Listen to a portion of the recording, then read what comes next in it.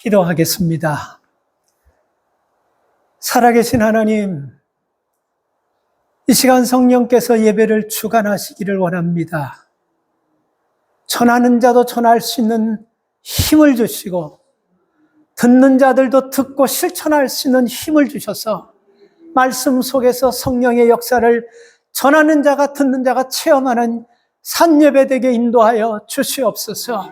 살아계신 예수님의 이름으로 기도 올리옵나이다. 아멘. 이번 주에 한 대학교 총장님이 쓴 칼럼 하나를 읽으면서 이 본문 말씀을 설교를 좀 해야 되겠다 생각하고 본문 말씀을 묵상하면서 연구하다 보니까 너무 우리 귀에 너무 제가 자주 예화를 든 말씀 중에 한 말씀이기도 하더라고요. 그래서 걱정은 많이 했지만 그러나 성령께서 오늘 우리에게 꼭 들어야 될 새로운 말씀을 주실 것을 믿고 전하겠습니다. 이 대학 교수, 이 총장님이요, 대학 총장님이 이렇게 표현했어요. 우리 사회는 남의 존재를 인정하지 않는 이기주의와 독단주의 수렁에 빠져가고 있다. 칭찬의 문화는 없고 비난의 문화만 있는 것도 불행한 일인데 더 불행한 것은 이런 암울한 상황에도 받들고 섬기고 모실 만한 어른이 없다는 것이 더 위기다, 이렇게 얘기했습니다.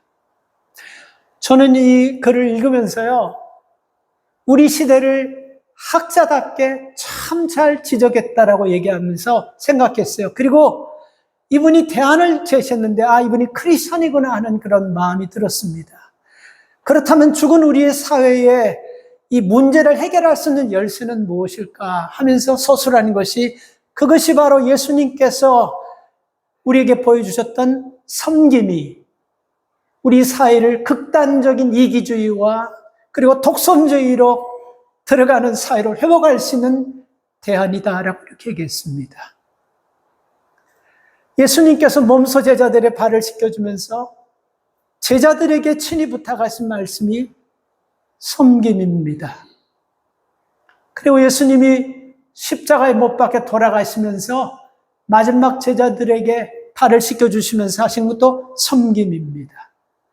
그리고 지금 예수님께서 예루살렘에 올라가시면서 곧 있으면 십자가 못 박혀 돌아가시는데 제자들에게 마지막 가르치는 교육도 섬김입니다. 그러니까 이 섬김이 어떻게 보면 굉장히 중요한 거예요. 그래서 예수님은 목적이, 이유가 이 땅에 섬기기 위해서 오셨다라는 것을 말씀을 통해서, 십자가를 통해서, 삶을 통해서 보여주신 것입니다. 미국의 영적 지도자 중에 한 분인 존 맥스웰 목사님이라는 분이 계세요. 2021년도인가 한국 가서도 굉장히 대한민국에 있는 많은 신학생들에게 성령 충만한 강의를 통해서 그들에게 희망을 주셨다고 하더라고요. 근데 이분이 여러분, 예수님의 섬김을 세숫대야의 물을 비유해서 해석하셨습니다.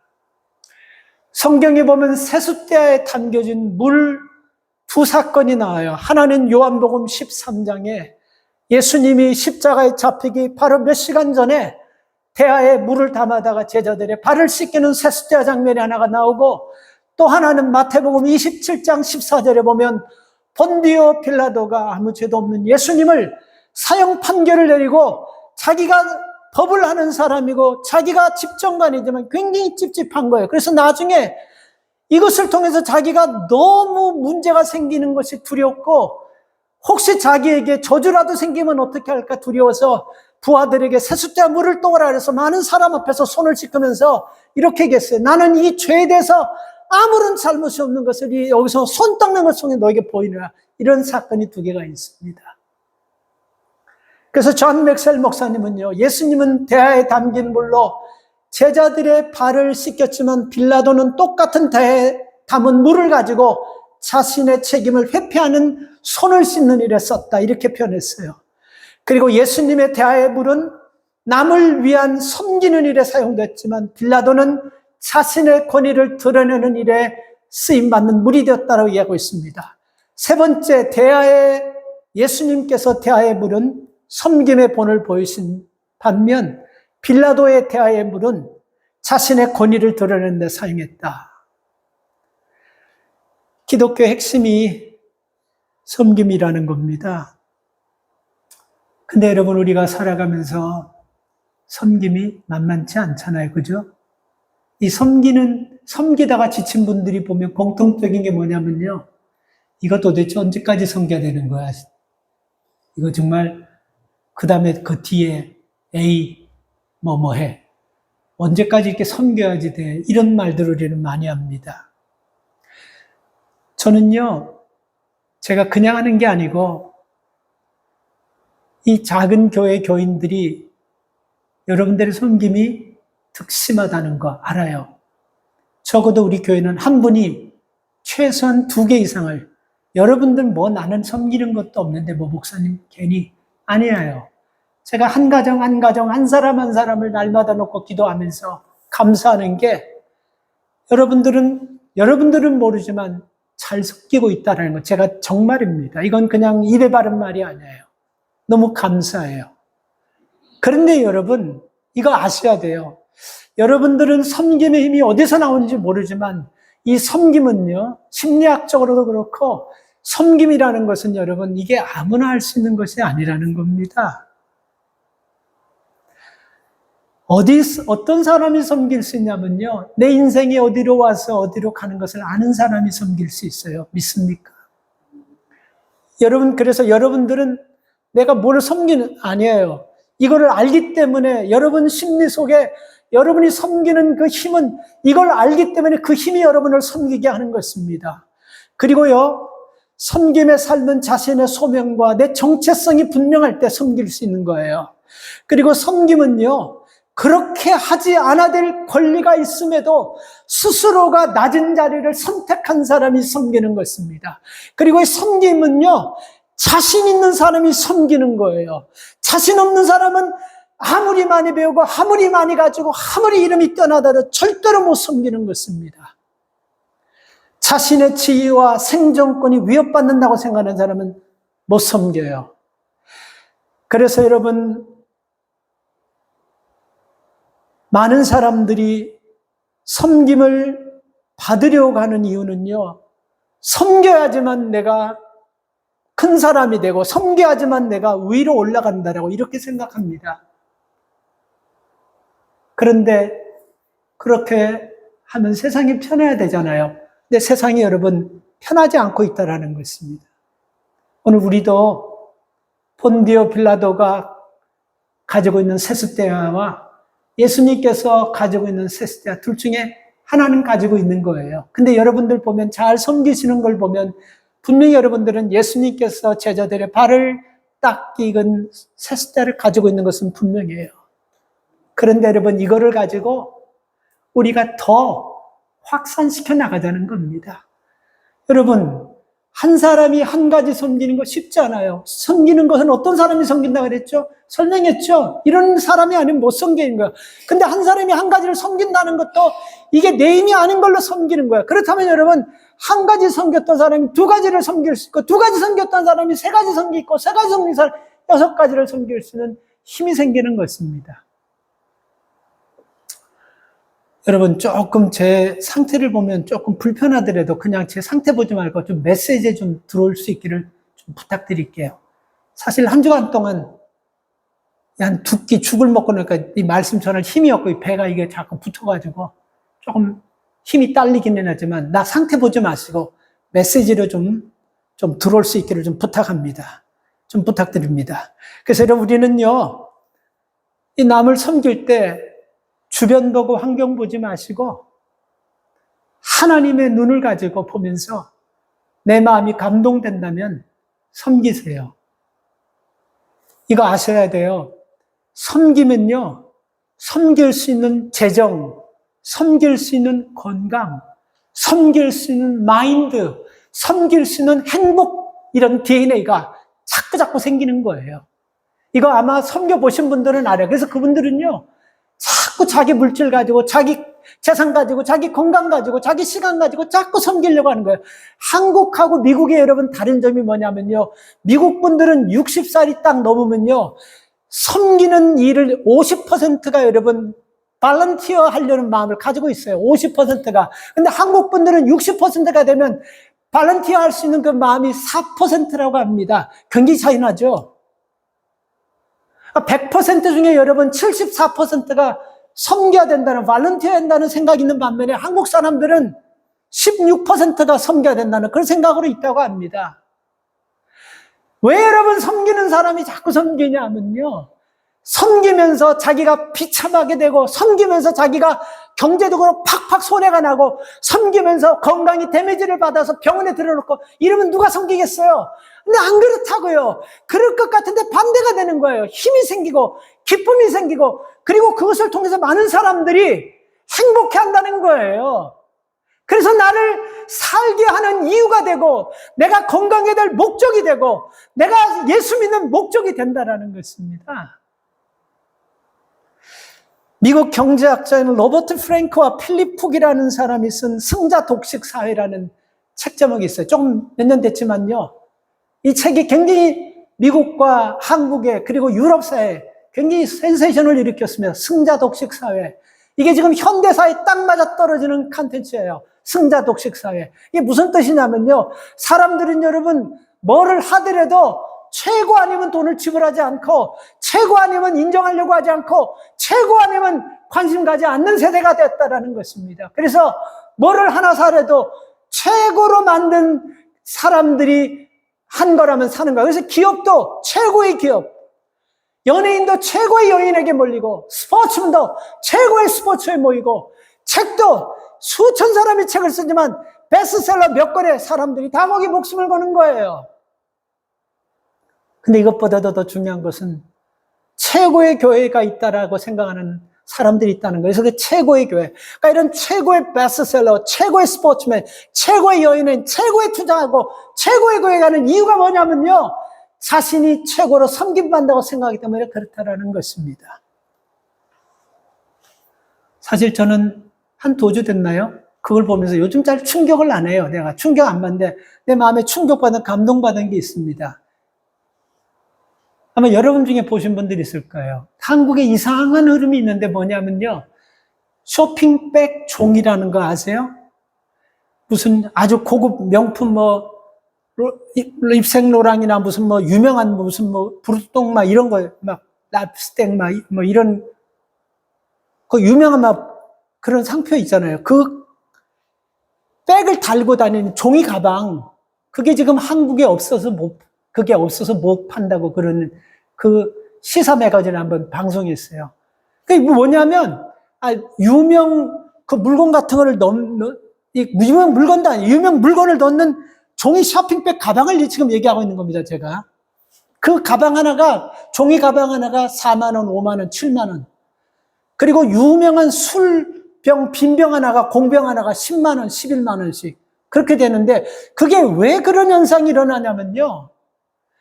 이게 승자 독식 사회에서 고급품, 명품을 들고 다녀야지만 사람들이 최고로 인정하고 최고로 봐주기 때문에 그거 살 돈은 없으니까 그 물건을 집어담는 종이 쇼핑백 그것만 들고 다녀도 사람이 승자 독식 사회에서 최고로 보여지기 때문에 그걸 그렇게 4만 원씩 종이 쇼핑백 하나 그렇게 산다고 합니다. 아무도 안 놀라네. 다 이거 아시나 보네.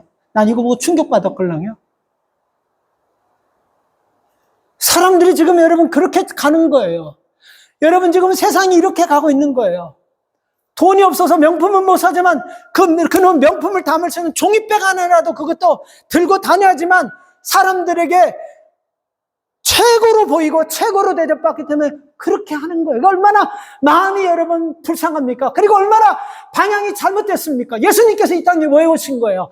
예수님 지금 이 땅에 가고 있는 방향을 브레이크 잡아가지고 방향을 완전히 틀어버리려고 오신 거예요. 뭡니까? 이렇게 하면 우리 사망이에요. 승자 독식 사회 무서운 거예요. 0.5% 이 사람만 여러분 위너가 되고 나머지 95%는 루저가 되는 거예요. 그래서 여러분 95%는 비참한 거예요. 마치 공산주의에서 여러분 0.5%만 잘 먹고 잘 사니까 이 사람들은 통일되고 싶은 거 아니에요. 이제는 오히려 공산주의가 좋은 거예요. 그 0.5%는요. 이게 승자 독식 사회예요. 무서운 사회예요. 이런 사회로 지금 가고 있는 거예요. 주님께서 여러분 오셔가지고 이 방향을 지금 틀려고 하시는 것입니다. 저는 오늘 본문을 통해서 예수님의 제자들의 잘못된 방향을 예수님께서 지금 곧 있으면 십자가에 못 박아도라는 가정에 이 방향을 틀려고 하시는 그 예수님의 모습을 오늘 여러분과 좀 나누려고 합니다. 오늘 이 방향을, 제자들의 잘못된 방향을 트시려고 하는 이 방향 전환을 보면서 혹시 내가 신앙생활에 잘못된 방향도 내가 지금 받게 되지 않을까 하는 이 마음을 가지고 오늘 이 말씀 속에 들어오시기 바랍니다. 여러분, 예수 믿고 따르는 목적 뭡니까? 저는 여러분 이런 질문을 여러분 한 적도 많지 않지만 가끔 할 때마다 아주 이 질문 속에서 예수 믿고 따르는 목적이 뭐예요? 했을 때 확실하게 딱 부러지게 단도직입적으로 얘기하는 사람 그렇게 많이 듣지를 못했습니다. 근데 여러분 우리가요 이민 왜 오셨어요? 얘기하면 딱 부러지게 다들 얘기합니다. 뭐 이유에 어떻든 간에 딱 부러집니다. 장사 왜 하세요? 그러면요 딱 부러지게 얘기합니다. 운동 왜 하세요? 딱 부러지게 얘기합니다. 예수 왜 믿으세요? 하는데 여기에 딱 부러지게 대답하지를 못하는 이유가 뭡니까? 오늘 저는 우리가 예수를 믿고 따르는 목적 이거 분명해야 됩니다. 여러분 우리가 오늘 본문을 읽어보면서요 예수님의 제자들이 예수님을 믿고 따르는 목적이 무엇인지 찾았습니까? 못 찾았습니까? 찾았어요. 다. 오늘 이 본문을 보면요 예수님의 제자들의 그 마음에 가지고 있는 것이 뭔지 우리가 오늘 다 드러나 버렸어요. 그리고 저는 이 본문을 가지고 오래전에 2017년에 설교를 했더라고요. 근데 똑같은 설교가 절대로 아니에요. 하면서 여러분 그리고 예화도 많이 들었어요. 그래서 이 본문을 딱 읽어보면요 예수님을 따라다니는 사람이 이런 마음을 가져야 되는데 예수님의 마음과 전혀 다른 마음을 갖고 있다는 걸 우리는 오늘 이 본문을 통해서 누구나가 충분히 다 압니다. 그러니까 목적이 잘못됐다는 거예요. 그들의 목적이 뭐냐면 기타갑게 듣던 말씀 중에 한 번은 또 들어보세요. 예수님께서 이 땅에 메시아가로 되셔서 왕이 되면요 예수님께서 왕이 되면 한 사람은 오른편에 한 사람은 왼편에 높은 자리를 차지하겠다는 이런 속내를 가지고 저들이 있다라는 것입니다. 제자들이요. 다른 사람도 아닌 제자들이 예수님과 3년 동안 직접 동행했던 예수님의 설교를 직접 들었던 예수님을 직접 모셨던 제자들이 그랬다라는 거예요. 이게 중요한 거 아니에요? 여러분 우리가 고전이지만요 그리스도인을 본받아 그리스도인을 본받아라는 것은 성경 못지않게 많이 팔린 책이에요. 토마스 아 캠퍼스가 쓴 책인데요. 그리스도를 본받아. 무척 많이 팔렸습니다. 철로의 역정도 많이 팔렸지만 성경 못지않게 많이 팔린 데가 토마스 아 캠퍼스가 쓴 그리스도를 본받아라는 책입니다. 근데 여러분 그 책에 보면요. 그 토마스 아 캠퍼스가 그런 얘기를 했어요.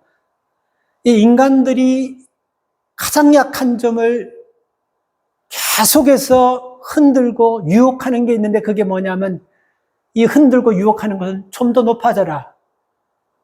좀 더 높아져라. 좀 더 명예를 가져라. 좀 더 권세를 가져라. 이것을 모든 사람들이 다 유혹 속에서 지금 받고 있다라고 이렇게 얘기했습니다. 이 유혹은요, 정치판이나 세상 구조 속에 저 높이 있는 분들에게만 유혹받는 유혹이 아니고 매일 벌어지는 일상에서 우리도 동일한 유혹을 받고 있다는 소위 도토리 키재기라는 여러분 말할 수가 있는데요. 고만고만한 자리에서 늘 우리는 이런 갈등 속에 살아가고 있다는 것입니다. 남을 조종하려고 하고 자기를 드러내려고 하고 남보다 좀 밝고 없으려고 하고 이런 것들이 다 있어요. 그래서 여러분 우리가 별것 아닌 거 가지고 화나고 자존심 상해하는 것은 바로 우리 속에 그 마음이 있기 때문에 그러는 거예요. 이 말씀은 중요하죠.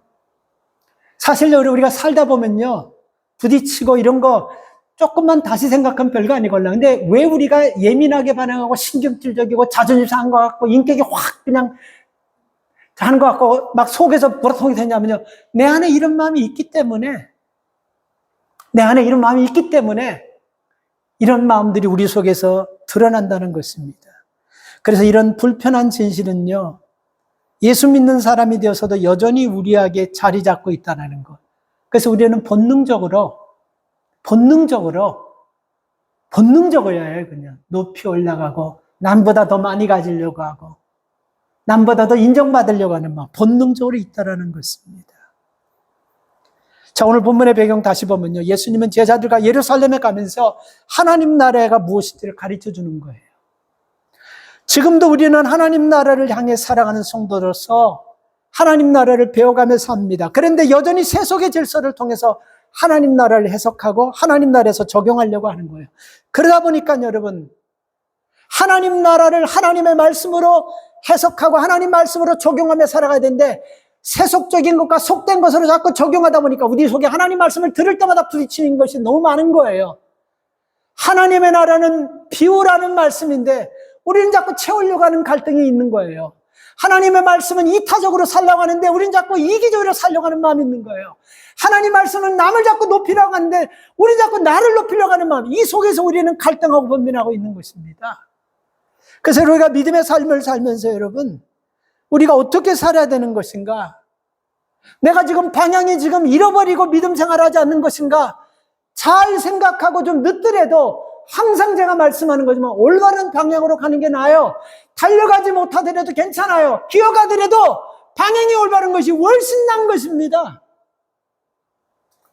예수님께서는요, 지금 제자들에게 이 말씀 전에 여러분 보면요, 17절부터 18절, 19절을 보면요, 예수님이 예루살렘으로 올라가려 하실 때 12제자가 따로 데려 길에 이르시되 보라 우리가 예루살렘 올라가느니 인자가 대제사장과 서기관과 넘기움에 너희가 죽이기로 결단하고 이방인은, 이게 뭡니까? 지금 이거 지금 예수님께서 마태복음에서 제자들에게 3번 얘기한 거예요. 이게 무슨 얘기냐면요, 예수님께서 이제 곧 있으면 예루살렘 올라가실 거고 거기서 이제 사람에게 붙잡혀가지고 수모를 당하실 것이고 그리고 고통받을 것이고 십자가에서 죽을 것이고 부활할 거다라고 이 얘기를 지금 가리키는 거예요. 제자들 3번째 얘기하는 거예요.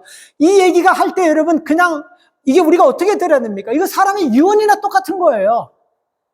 이 제자들은요, 어쨌든 간에 저쨌든 간에 여러분 자기의 모든 것들을 다 내려놓고 예수님 앞에 인생을 올인한 사람들이에요. 그러면 그 올인했던 자기 스승이 이제 곧 있으면 죽는다는 그 얘기에 굉장히 숙연해져야 되고 굉장히 충격받아요. 굉장히 좀 놀라면서 뭔가 좀 엄숙해야 되지 않겠습니까? 근데 이때 여러분 사건이 생기는 게 바로 오늘 읽은 본문이에요. 야고보와 요한의 어머니가 예수님 앞에 와가지고 예수님 예루살렘에 가서 메시아가 되면 내 아들 하나는 오른쪽에 모두 왼쪽에 앉게 해주세요. 이 얘기가 시작이 되는 거예요. 오늘 본문은요.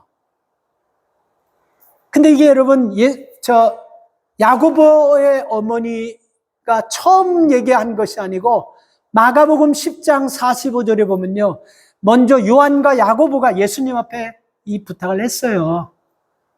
근데 이 오늘 본문을 보면요, 그때 예수님 앞에 부탁했을 때 예수님께서 분명하게 엔서 안 했다는 것이 확실하게 나타나는 거예요. 만약에 그랬다 한다면 요한과 야고보가 지금 이 얘기를 또 물을 필요가 없지 않습니까?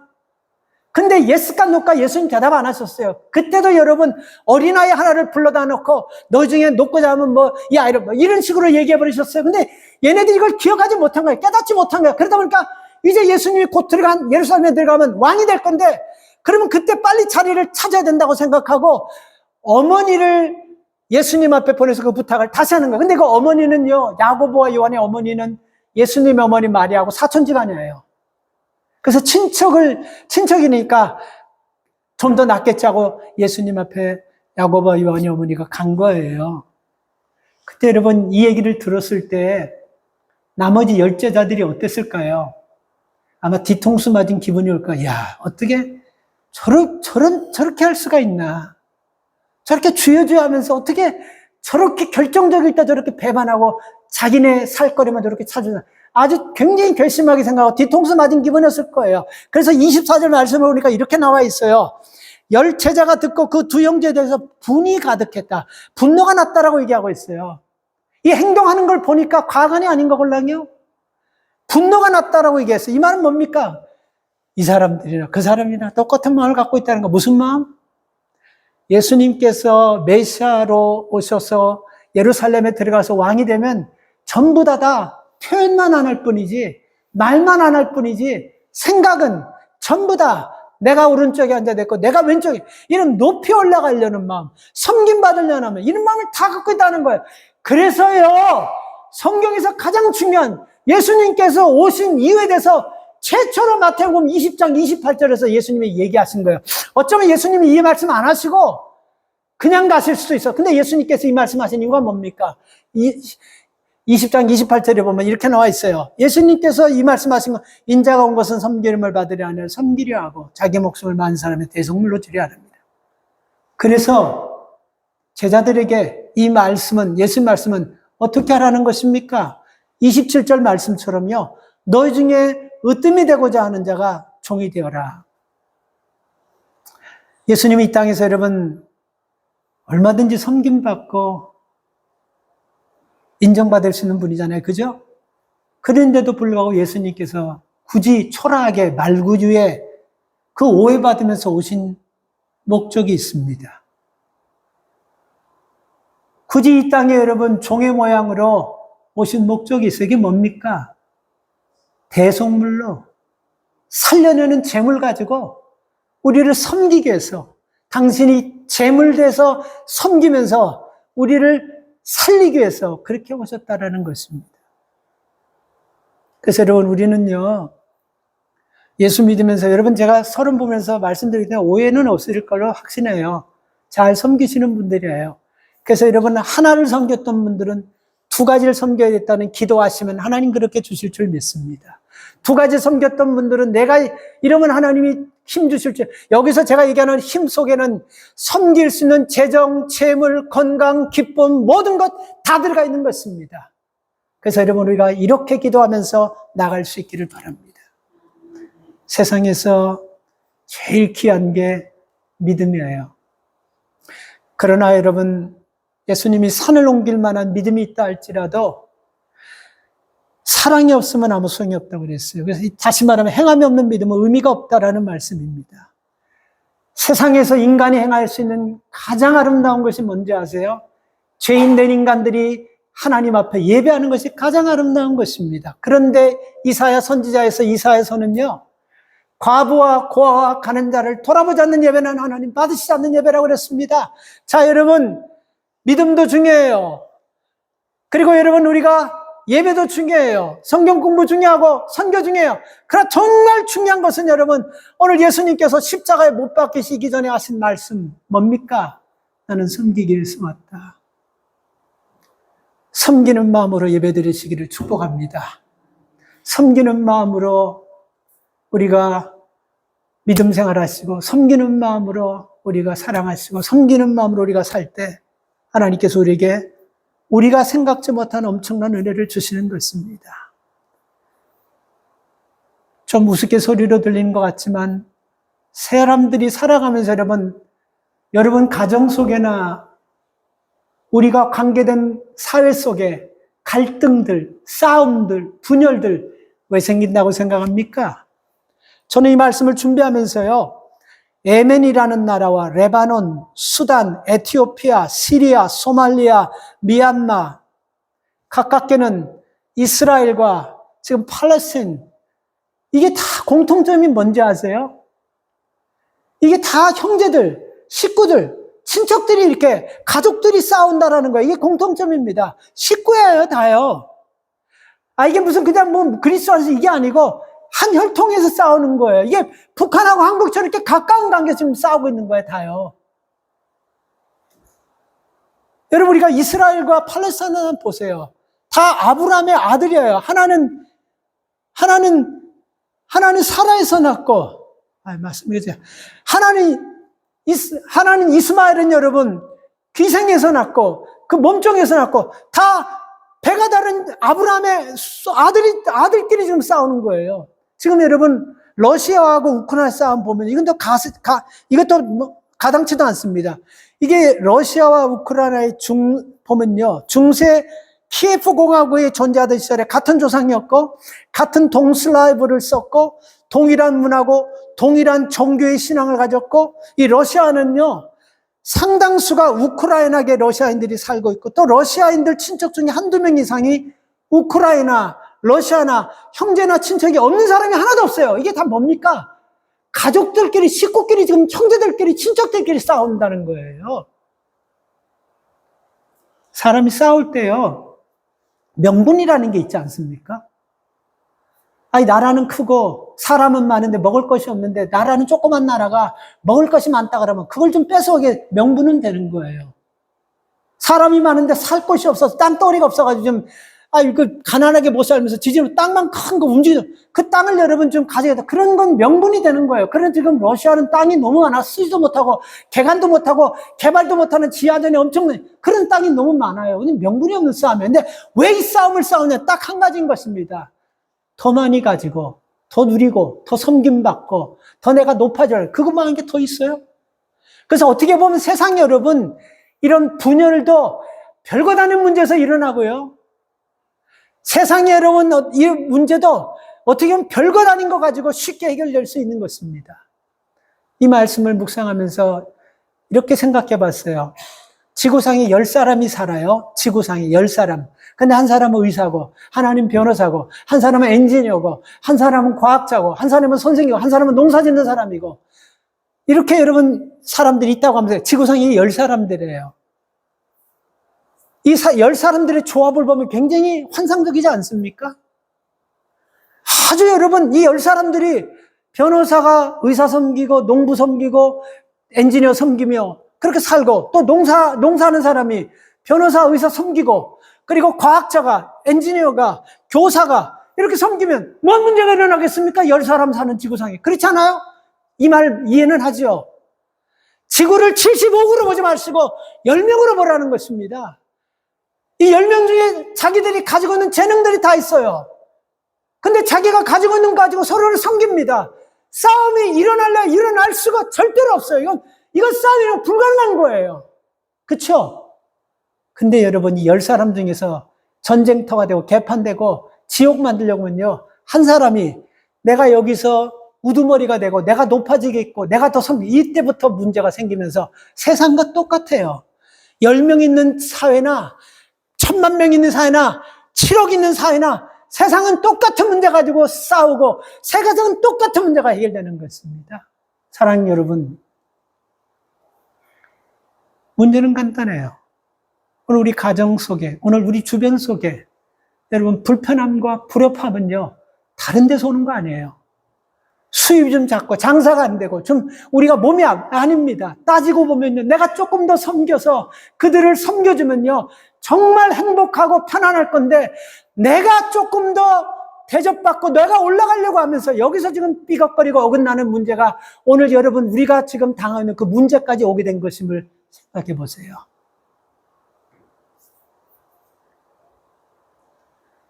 그래서 여러분,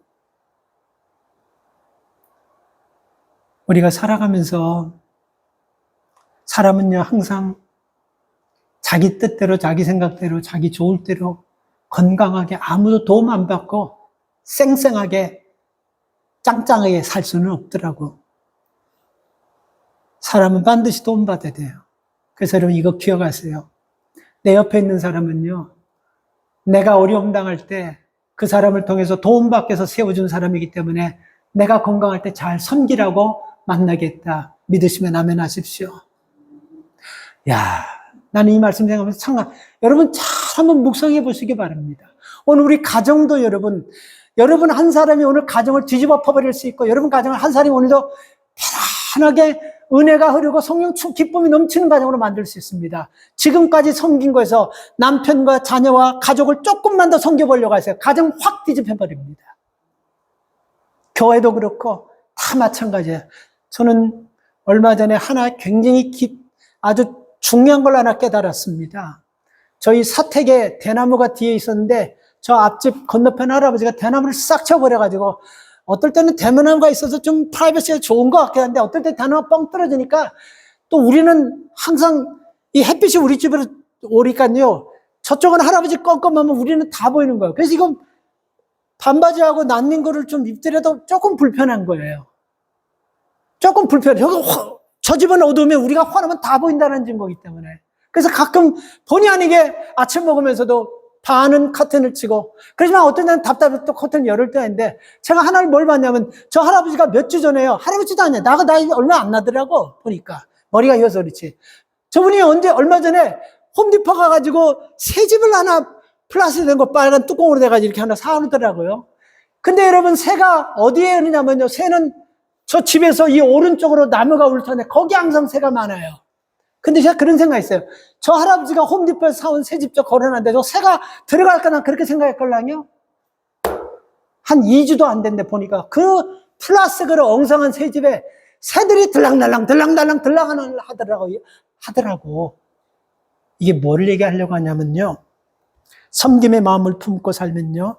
섬길 수 있는 대상 만나게 되고 섬길 만한 능력 하나님 받게 되고, 다시 말씀드리냐,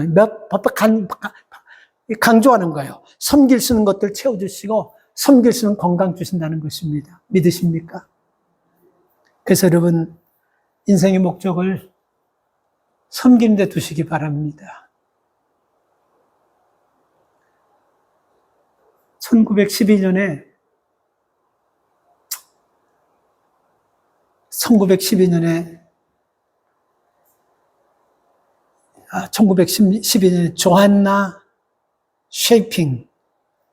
조한나 쉐핑이라는 선교사님이 계셨어요. 엘리자베스 요한나 쉐핑. 미국 북장로교에서 1912년 조선에 파송된 선교사인데요. 간호원이셨습니다. 그리고 집이 학자 집안이고 굉장히 부유한 집안이에요. 근데 이분이 조선에 대한 그 얘기를 선교사님한테 듣고 성경을 읽다가 에스겔서 37장을 읽는데, 그 에스겔서 37장에 메마른 뼈들이 있잖아요. 그게 자기가 읽는데 조선이 현실이 꼭 메마른 뼈다귀들이 쫙 늘는 것처럼 보이어서 부담 가가지고 견딜 수가 없어서 자기가 1912년 북장로교 파송으로 조선에 왔어요. 젊은 날 왔습니다. 32살 나이에 왔어요. 32살 나이에 시집도 안 가고 그렇게 와가지고 광주에 있는 재중원이라는 그 의료센터에 들어가서 가난한 자, 홀대받는 여성들, 국가로부터 버림받은 나병 환자들, 가난해서 부모들이 자식 키우지 못한다고 버려버린 아이들, 그리고 배우지 못한 사람들 다 거둬다가 학교 세워서 인권 가리키고, 그리고 여성들의 인권도 높여주면서 이렇게 살았어요. 그런데 이분이 몇 살에 돌아가셨냐면 32살에 오셔가지고 54살에 돌아가셨어요.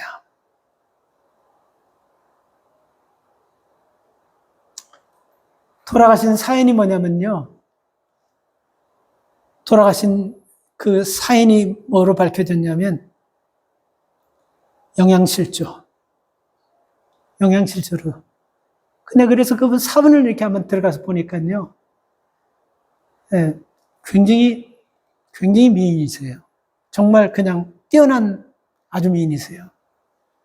근데 영양실조로 그 부잣집 딸이 한국에서 22년 그 가난과 찌든 것과 그 고난 속에 사는 그들을 등에 업고 살면서 섬기느라고 54살에 너무 일찍 돌아가셨죠. 22년 조선에서 가난하게 살다가 영양실조로 돌아가셨어요.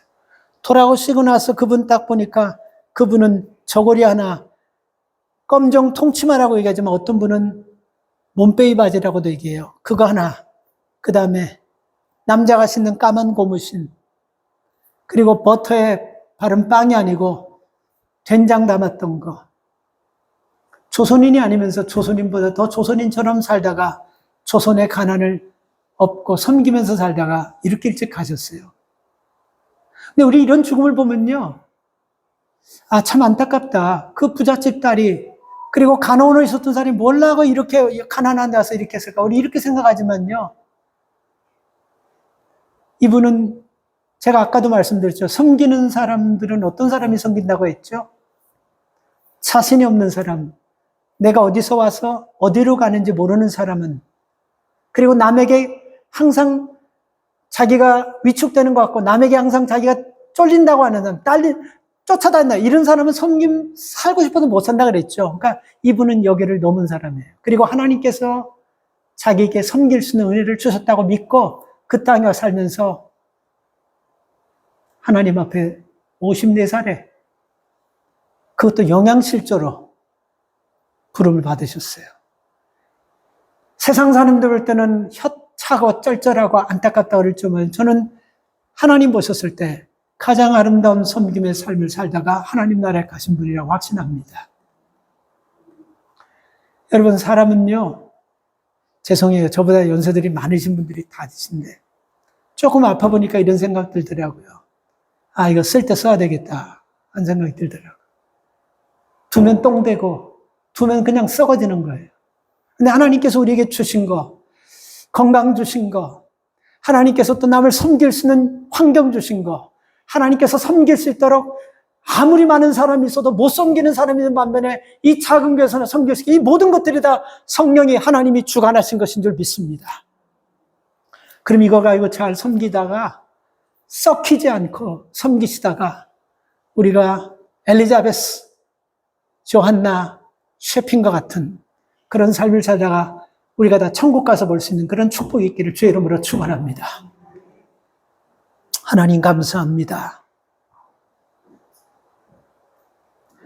우리가 다 예수 믿고 주님을 따른다고 하지만 진짜 예수 믿고 예수님을 따르는 목적이 무엇인지 다시 한번 확인하고 다시 한번 정립하고 다시 한번 더 하나님 주님 가신 그 길을 섬기면서 가겠다라는 결단과 결심이 있게 하여 주십시오. 세상은 끝없이 높아지고 끝없이 지배하고 끝없이 더 가지라고 얘기하지만 주님은 끝없이 섬기라고 얘기하고 있습니다.